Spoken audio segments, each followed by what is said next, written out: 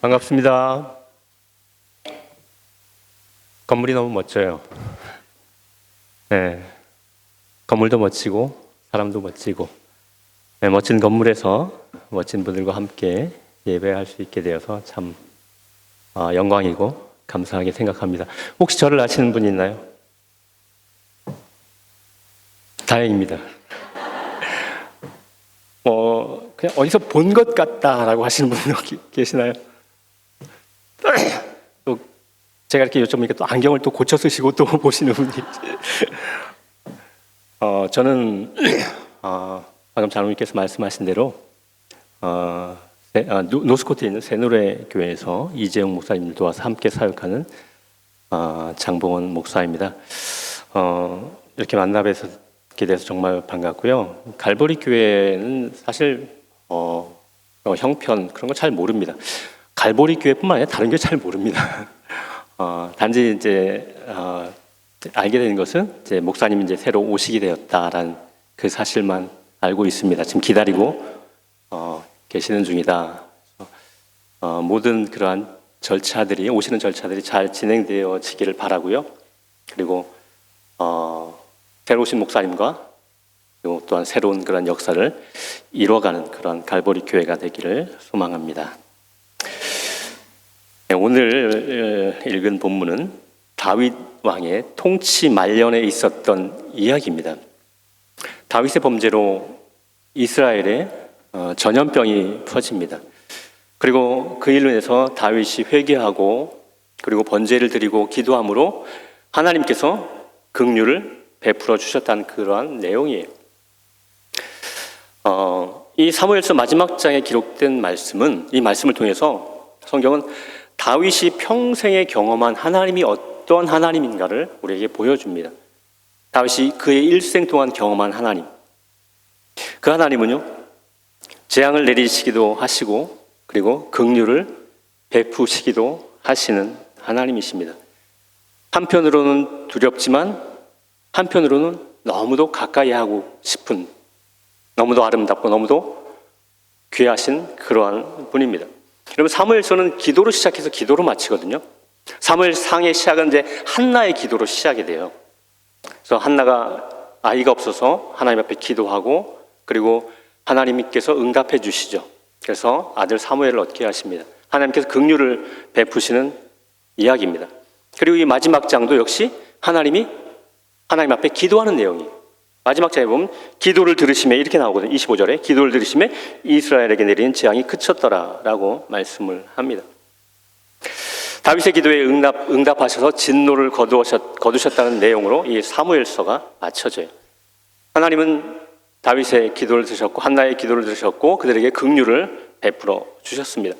하나님의 은혜와 긍휼이 바로 이 사무엘서의 시작이요 마침이에요. 그런데 하나님께서 무작정 긍휼만 베푸셨는가? 그렇지 않죠. 범죄한 다윗에게 하나님은 진노하셨습니다. 그리고 왕이신 하나님을 버리고 인간 왕을 요구했던 이스라엘 백성에게 하나님은 또한 진노하셨습니다. 그리고 긍휼로 마감되는 이 마지막 장에서도 진노하시는 하나님을 보게 돼요. 우리가 17절부터 읽었는데 15절 제가 읽어드릴게요. 이에 여호와께서 그 아침부터 정하신 때까지 전염병을 이스라엘에게 내리시니 단에서부터 브엘세바까지 백성의 죽은 자가 7만 명이라. 하나님이 진노하시고 재앙을 내리신 그러한 모습을 보게 됩니다. 여러분, 하나님은 긍휼을 베푸시는 분이시지만 또한 진노하시는 하나님이십니다. 다윗은 그것을 평생 동안 경험했어요. 여러분, 성경에는 하나님이 우리와 함께 하신다는 그러한 말씀이 참 많아요. 몇 구절만 말씀드릴게요. 이사야 41장 10절입니다. 두려워하지 말라, 내가 너와 함께함이니라. 놀라지 말라, 나는 내 하나님이 됨이니라. 내가 너를 굳세게 하리라. 참으로 너를 도와주리라. 참으로 나의 의로운 오른손으로 너를 붙들리라. 신명기 31장 6절입니다. 너희는 강하고 담대하라. 두려워하지 말라. 그들 앞에서 떨지 말라. 이는 내 하나님 여호와 그가 너와 함께 가시며 결코 너를 떠나지 아니하시며 버리지 아니하실 것임이라 하고. 그리고 그 유명한 시편 23편 4절 말씀. 내가 사망의 음침한 골짜기로 다닐지라도 해를 두려워하지 아니하리니 주께서 나와 함께 하심이라. 주의 지팡이와 막대기가 나를 안위하시나이다. 신약에 와서 예수님이 승천하시면서 하신 말씀이 무엇입니까? 내가 너에게 분부한 모든 것을 가르쳐 지키라. 볼지어다 세상 끝날까지 내가 너희와 항상 함께 있으리라. 함께 하시는 하나님에 대해서 성경은 우리에게 말씀합니다. 여러분, 이 하나님, 이런 하나님을 우리가 생각할 때, 이런 하나님의 말씀을 들을 때 어떤 느낌이 듭니까? 좀 마음에 위로도 되고, 그리고 소망도 생기고, 또 힘도 생기고, 그분의 인도하심과 그러한 보호하심, 이런 것들에 대해서 우리가 느끼지 않습니까? 그렇다면 여러분, 이 구절은 어떻게 느껴지십니까? 시편 139편 3절인데요. 나의 모든 길과 내가 눕는 것을 살펴보셨으므로 나의 모든 행위를 익히 아시오니 여호와여 내 혀의 말을 알지 못하시는 것이 하나도 없으시니이다. 여러분, 조금 전에 읽어드렸던 구절들과 마찬가지로 하나님이 함께 하신다는 그런 말씀이에요. 그런데 조금 경고로 느껴지지 않습니까? 내가 보고 있다. 너의 말, 너의 행동, 너의 속 깊은 곳을 내가 알고 있다. 내가 보고 있다. 그 하나님 앞에 우리는 거룩한 두려움, 즉 경외심을 우리는 가져야 합니다. 성경 한 곳을 더 말씀드려 보겠습니다. 시편 22편 19절과 23절 말씀이에요. 다윗의 시입니다. 19절에 이렇게 말씀합니다.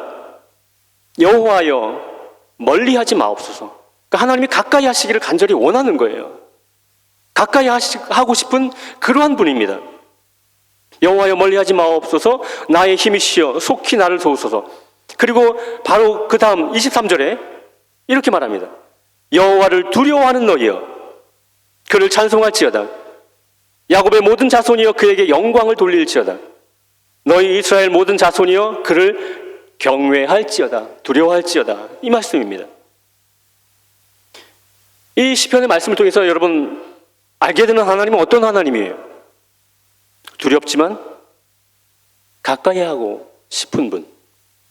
가까이 할수록 나의 실체가 드러나기 때문에, 가까이 할수록 나의 죄악이 드러나기 때문에, 내 안의 먼지들이 너무도 분명하게 드러나기 때문에 가까이 하기 두렵지만, 그러나 가까이 하고 싶은 분. 그럴수록 오히려 더 가까이 가고 싶은 그러한 분. 참 신비로운 분이에요. 하나님의 음성은 따스한 음성이지만 또한 어미로운 음성이에요. 뭔가 좀 모순되지만 우리는 그 속에서 그런 하나님을 발견해요. 마치 따뜻한 아이스 아메리카노 같은, 뭔가 말이 안 맞는 것 같은데 그분은 그런 분이에요. 두렵지만 가까이 하고 싶은 하나님. 그 하나님을 향해서 우리가 어떻게 나아갑니까? 그 하나님과 우리가 어떻게 친밀한 관계를 우리가 맺을 수 있습니까?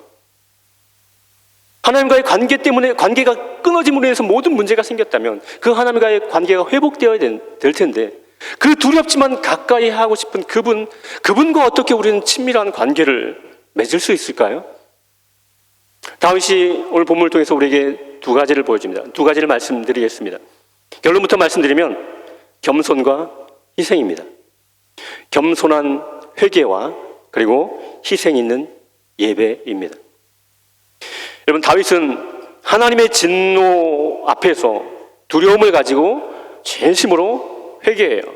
17절에 다윗이 백성을 치는 천사를 보고 곧 여호와께 아뢰어 이르되 나는 범죄하였고 악을 행하였거니와 이 약물인 무엇을 행하였나이까? 청하건대 주의 손으로 나와 내 아버지 집을 치소서 하니라. 다윗은 자신의 죄악을 고백할 뿐 아니라 범죄의 결과를 자기가 감당하겠다라고 그렇게 말합니다. 여러분, 이게 다윗의 위대한 점이죠. 다윗도 연약해서 여러 번 넘어졌습니다. 때로는 그 위대한 다윗이 이 정도밖에 안 될까라는 그런 생각이 들 정도로 참으로 연약한 모습을 보이기도 해요. 그런데 다른 이스라엘의 그런 왕들과 비교할 때 다윗은 정말 위대했구나라는 것을 생각하게 됩니다. 여러분, 끝까지 신실한 왕이 얼마 안 돼요. 요시야 왕을 비롯해 몇몇 왕 외에는 없습니다. 그런데 다윗은 넘어졌다가도 다시 일어나요. 잘못 행했다가도 다시 돌이킵니다. 돌이키는 것, 돌아서는 것, 이것을 우리는 회개라고 합니다. 돌이키는 것이죠. 다시 잘못했습니다라고 그냥 고백하는 것 차원이 아니라 돌이키는 것이 회개입니다. 이게 다윗의 위대한 점이에요. 여러분, 인간이 망하는 이유는 실수하고 넘어지고 죄를 범해서가 아니에요. 왜 망합니까? 돌이키지 않아서예요. 돌아서지 않아서입니다. 회개하지 않아서요. 그런데 우리가 오늘 다윗의 회개를 보면서 놓쳐서는 안 되는 중요한 게 있습니다. 다윗의 그 회개에서 발견하는 그 회개의 정신 혹은 회개의 그 마음, 그 태도입니다. 하나님 앞에서 진실로 회개하는 자가 품어야 할 것이 무엇이냐면 여러분, 겸손입니다. 다윗은 자신의 죄악을 인정하고 자기가 형벌을 받아 마땅한 자라고 고백해요. 자신은 진노를 받아 마땅한 죄인임을 인정하고 있는 거예요. 아주 오래전에 저희 할머니와 한국에 있을 때 저희 교회 전사님 사이에 약간의 실랑이가 있었습니다. 전사님은 우리는 의인이라고 말씀하셨습니다. 그래서 우리 할머니가 저는 죄인입니다. 우리는 죄인입니다. 라고 말씀하시는 거예요. 여러분, 어느 게 맞습니까? 전사님은 우리가 예수 안에서 의롭게 된 의인이라고 말씀하시는 거였고, 저희 할머니는 모든 인간이 죄인이라는 사실을 말씀했던 건데, 무엇이 맞습니까? 우리는 구속함을 받은 죄인입니다. 다시 말하면 의롭다 칭함을 받은 죄인이죠. 우리가 구원받은 죄인이라는 사실을 깊이 인식할 때 우리는 겸손할 수밖에 없을 것입니다. 여러분, 다윗이 겸손하게 지금 자기의 죄를 고백하는데, 제가 지금까지 다윗이 무슨 죄를 범했는지 이야기하지 않았죠. 다윗이 무슨 죄를 범했을까요? 그 위에를 보면 사실 교만입니다. 교만이에요. 이스라엘과 유다의 인구조사를 한 것이었거든요. 인구조사한 게 무엇이 문제입니까? 민수기에 보면 인구조사를 2차례나 합니다. 그 인구조사 아무런 문제되지 않았어요. 그런데 왜 다윗의 인구조사를 문제 삼는 걸까요? 10절 보면 그것을 다윗이 죄라고 고백하거든요. 인구조사한 거를. 그것이 왜 죄입니까? 여러분, 민수기에서는 하나님의 명령으로 그 인구조사가 이루어져요. 그런데 다윗의 인구조사는 전혀 다른 동기에서 일어납니다.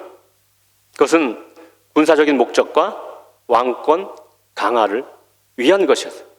다시 말해서 하나님을 전적으로 의지하기보다는 군사력을 의지하려고 했던 것입니다. 즉 무엇이에요? 교만입니다. 교만이 다른 것이 아닙니다. 내 힘으로 살아갈 수 있다는 것, 하나님을 의지하지 않고도 살아갈 수 있다는 것, 이것이 교만입니다. 여러분, 인간은 하나님을 의지하며 살아가야 될 존재입니다. 그런데 다른 것을 의지하고 그것을 통해 만족을 얻으려고 하고 그것을 통해서 자기를 드러내려고 해요. 하나님으로부터 독립하여 살아가려고 합니다. 여러분, 이것이 교만입니다. 여러분, 교만은 어쩌면 최초의 죄일 것입니다. 가장 뿌리 깊은 죄이고 교묘하게 숨겨져 있는 것이 교만이에요. 최초의 인류 아담이 범한 죄가 무엇입니까? 선악과를 따먹은 것. 선악과를 왜 따먹었습니까? 꼬셨죠. 뭐라고 꼬셨습니까? 하나님과 같이 될 것이다. 교만함이죠. 그리고 아담이 범죄한 이후에 그 교만은 인간의 마음과 생각과 그 생활 속에 깊이 뿌리 박혀 있게 되었습니다. 그래서 그 이후에 인류가 그 집단적으로 지은 범죄 있죠. 바벨탑을 쌓은 일이요. 그들이 바벨탑을 쌓으면서 뭐라고 했습니까? 탑 꼭대기를 하늘에 닿게 하여 우리 이름을 내고 온 지면에 흩어짐을 면하자. 우리 이름을 내자. 인간들이여 하나 되자. 인간은 위대하다 라고 외치고 있는 거예요. 하나님을 향한 도전, 이 도전은 인류 역사 속에 계속되어 왔고, 그리고 오늘날에 와서 더욱더 기승을 부려요. 그런데 안타깝게도 그런 인류의 역사는 불행의 역사예요.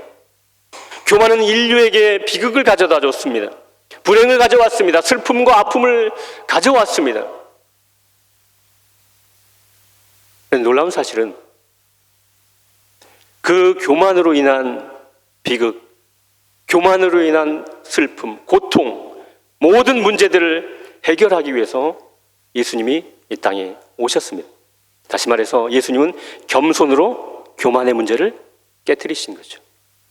아담이 인간의 위치를 넘어서 하나님과 같이 되려고 하였다면 예수님은 하나님의 위치에서 자신을 버려서 인간이 되어 이 땅에 오셨습니다.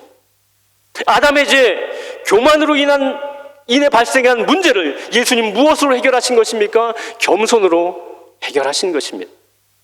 그는 근본 하나님의 본체시나 하나님과 동등됨을 취할 것을 여기지 아니하시고 오히려 자기를 비워 종의 형체를 가져 사람들과 같이 되셨고 사람의 모양으로 나타나서 자기를 낮추시고 죽기까지 복종하셨으니 곧 십자가에 죽으심이라. 그 예수님께서 우리에게 말씀하십니다. 나는 마음이 온유하고 겸손하니 나의 멍에를 메고 내게 배우라. 우리가 하나님 앞에 기도하고 회개할 때, 우리는 그리고 하나님 앞에 예배할 때 어떤 마음입니까? 철저하게 낮아져요. 하나님의 은혜가 아니면 설 수 없는 존재라는 사실을 인정하며, 하나님의 은혜가 아니면 영원히 멸망받을 수밖에 없는 존재라는 사실을 인정하며 그분 앞에 엎드리는 거예요. 나는 하나님의 심판을 받아 마땅한 자입니다. 오직 하나님의 긍휼만을 바라봅니다. 주님만 의지합니다. 하나님의 은혜를 거두시면 하나님, 나는 아무것도 아닙니다. 나는 자랑할 것 없는 구속함을 받은 죄인일 뿐입니다. 그런 마음으로 하나님 앞에 나아갈 때 하나님은 그러한 자에게 긍휼을 베푸십니다. 하나님이 다윗을 때문에 진노하셨지만, 재앙을 내리셨지만 그가 낮아졌을 때 하나님은 긍휼을 베푸셨습니다. 두렵지만 가까이 하고 싶은 그분께 나아가는 자, 두 번째는 무엇이라고 말씀드렸습니까? 첫 번째는 겸손이고 두 번째는 희생 있는 예배입니다. 예배입니다. 본문에서 발견하는 그 회개의 그런 마음, 정신이 겸손이라면 예배의 정신은 희생입니다. 여러분, 이런 글을 보았습니다. 희생 없는 교회 생활과 예배는 취미 활동일 뿐이다. 여러분, 동의하십니까? 저는 동의해요. 희생과 헌신 없는 예배는 자기 만족을 위한 취미 활동일 뿐입니다. 왜냐하면 취미 활동은 하고 싶을 때 하면 되는 것이기 때문입니다. 취미 활동은 시간이 나면 하면 되는 거예요. 여유가 있으면 취미 활동합니다.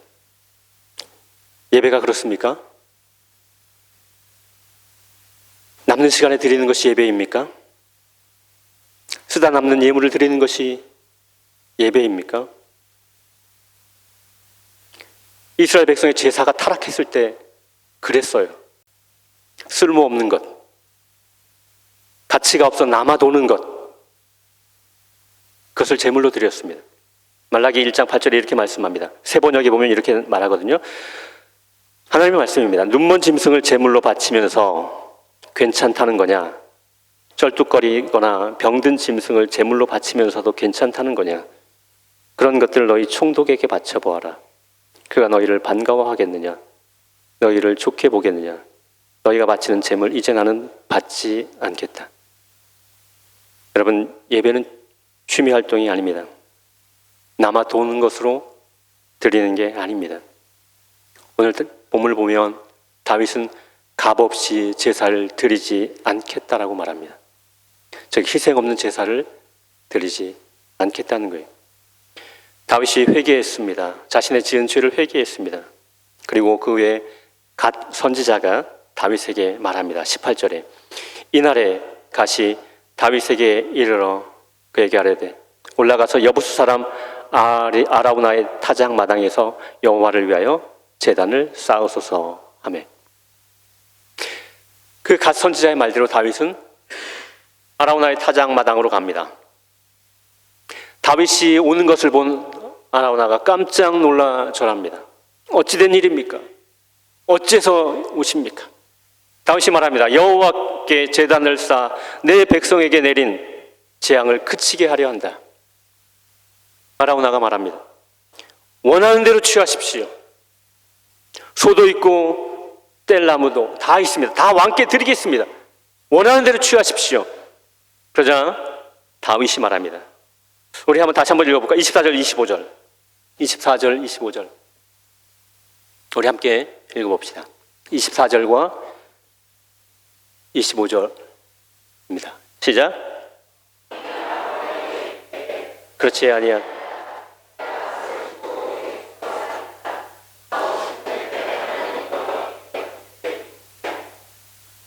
다윗이 은 50세겔로 타작마당과 소를 쌓아 그곳에서 여호와를 위하여 제단을 쌓고 번제와 화목제를 드렸더니 이에 여호와께서 그 땅을 위한 기도를 들으심에 이스라엘에게 내리는 재앙이 그쳤더라. 아멘.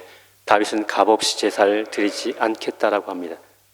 나의 것을 희생하지 않는 그런 제사를 드리지 않겠다는 말입니다.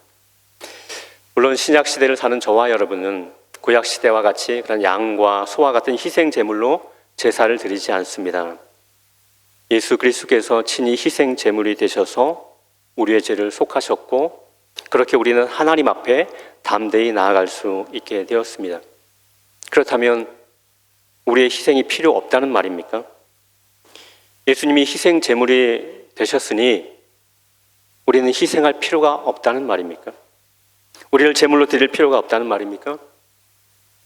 아닙니다. 바울은 로마서에서 분명히 말합니다. 예수님이 화목 제물이 되셔서 그분이 희생하셔서 우리가 구원을 받았다라고 그는 분명히 말하고 있습니다. 그리고 나서 12장에 이렇게 말합니다. 그러므로 형제들아 내가 하나님의 모든 자비하심으로 너희를 권하노니 너희 몸을 하나님이 기뻐하시는 거룩한 산 제물로 드리라. 이는 너희가 드릴 영적 예배니라.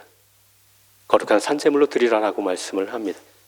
예수님의 제물 대심이 부족해서 뭔가 1% 부족해서 그것을 채우기 위해서 우리가 산 제물이 되어야 한다는 말이 아니에요. 예수님의 희생은 완전하고 영원합니다. 거기에 우리가 더할 것이 없습니다. 그럼에도 왜 우리가 희생합니까? 희생해야 합니까? 왜 우리가 산 제물이 되어 하나님을 예배해야 합니까? 예수님의 희생이, 예수님의 은혜가 얼마나 귀하고 가치 있고 보배로운지 드러내기 위해서 우리는 산 제물이 되어야 합니다. 즉 우리의 희생을 통해서 예수님이 어떤 희생을 당하셨는지 우리는 드러내야 한다는 사실입니다. 보네포 목사님은 값싼 은혜를 이렇게 설명합니다.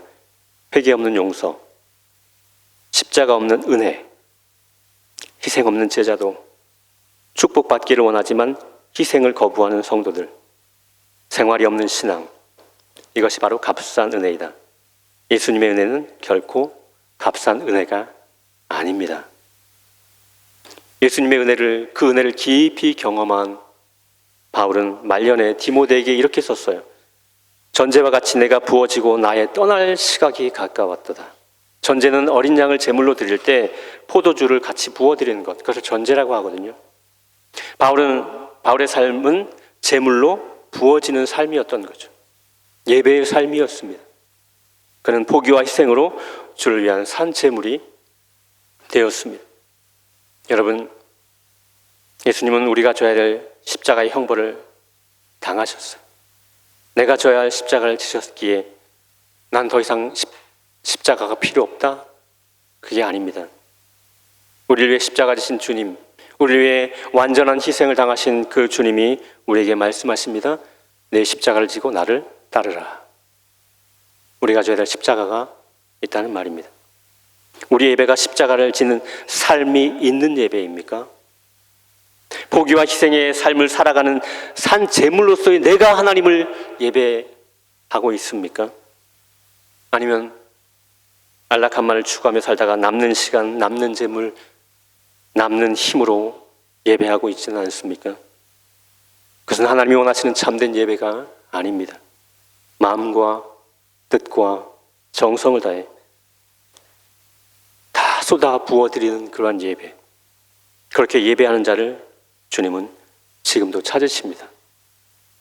정말 진정으로 주님을 예배하는 예배자가 되시기를 간절히 소망합니다. 말씀을 맺겠습니다. 다윗이 경험한 하나님,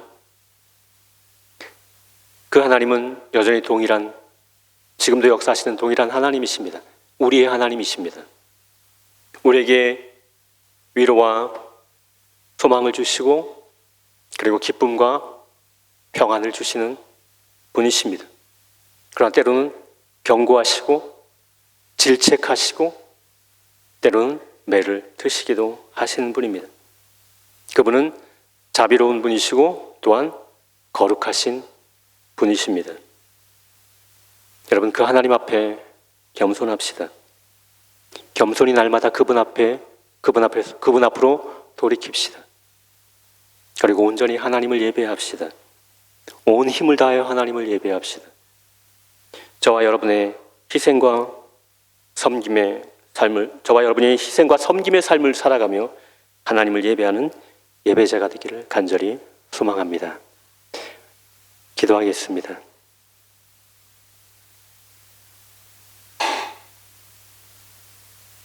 살아 역사하신 하나님, 우리를 하나님의 자녀 삼아주시니 너무나 감사합니다. 주께 사랑받는 자로 이 땅을 살아가게 하시니 너무나 감사합니다. 하나님의 은혜가 얼마나 큰지요. 하나님, 그 은혜의 하나님을 생각하며 공의롭고 정의로우신 하나님을 우리가 잊어버리고 있지는 않습니까? 하나님, 거룩하신 하나님, 공의로우신 그 하나님, 또한 자비로우신 하나님 앞에 우리가 날마다 나아가기를 원합니다. 두려운 마음을 가지고, 경외하는 마음을 가지고, 두렵고 떨림으로 하나님 앞에서 나는 아무것도 아니라는 사실을 인정하며 겸손히 그렇게 하나님 앞에 나아가기를 원합니다. 우리의 삶을 늘 그분 앞에서 돌이키기를 원합니다. 하나님이 기뻐하시는 삶을 향해 나아가는 저희들 되기를 원합니다. 하나님, 겸손히 주님을 바라며 그리고 내가 마땅히 져야 될 십자가를 지며 이 땅을 살아가며 그러한 모습으로 또한 하나님을 예배하는 저희들 되게 하여 주시옵소서. 하나님, 그렇게 우리가 하나님을 예배하고 하나님 앞에 엎드려 기도할 때 하나님의 긍휼을 날마다 경험하며 살게 되는 줄 믿습니다. 우리를 통하여 하나님의 귀한 일들을 이루어 가시옵소서. 거룩하신 예수님의 이름으로 기도드리옵나이다. 아멘.